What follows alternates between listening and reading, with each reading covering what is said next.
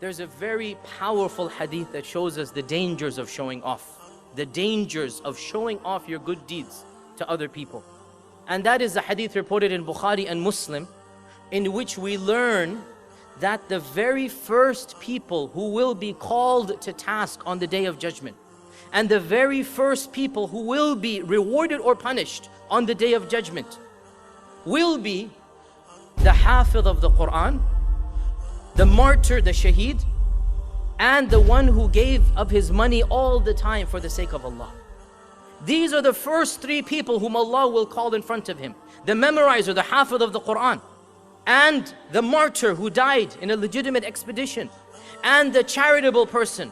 And as everybody is looking at them, they will think Allah is honoring them, Allah is rewarding them, Allah will give them the first share of the pie of Jannah. So Allah will ask this Hafidh, why did you memorize the Quran, and why did you recite at these gatherings and at these masajid? Why did you go and do this? So the Hafidh will stand up with pride and he will say, oh Allah, I did it to bring honor to your book. I did it for the izzah of the religion, for the glory of the religion. I did it for your sake, oh Allah. And Allah will say, kadhabta, you're lying. And the angels will agree and say, you are lying. And the books will be brought forth and it will be clear that his intention, Allah will say, your intention was not to please me. You recited the Quran so that people would call you Qari, Hafiz, Sheikh, and they did. So get your reward from them.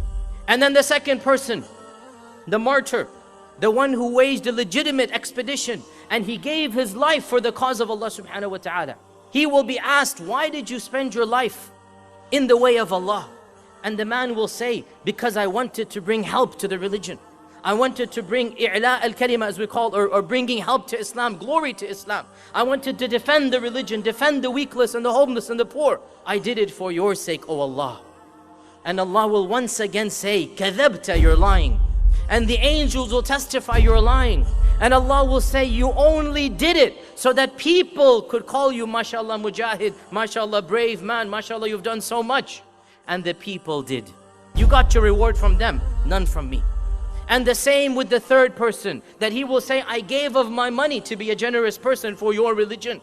And Allah will say, kadhabta, you're lying. And the angels will agree and say, you are lying. And Allah will say, you only did it so that you could be known in the community, so that people would call you generous. And that is exactly what they did. You got your reward from them, none from me. And then Allah will punish these three in front of all of the creation, and they will be the very first people to enter the fire of hell, wal-iyadu billah. And Abu Hurairah was listening to this hadith, and the Prophet ﷺ tapped his knee and he said, Ya Abu Hurairah, these are the first three people who will taste the fire of hell. The Hafidh and Qari, and the one who is a shaheed, the martyr, and the third one is the one who is generous. Why? Because their intentions were not correct. They had this mixing of intentions. They wanted to show off their deeds.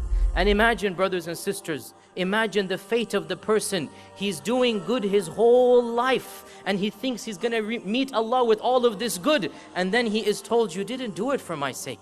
You did it for your own ego. You did it to inflate your own prestige on the people. Why are you wanting me to reward you when you didn't do it purely for my sake? Imagine the fate of that person. And therefore, brothers and sisters, we need to make sure we are not that person. We are not that person on the Day of Judgment who is told you wasted your whole life and all of your deeds will be thrown back at your face.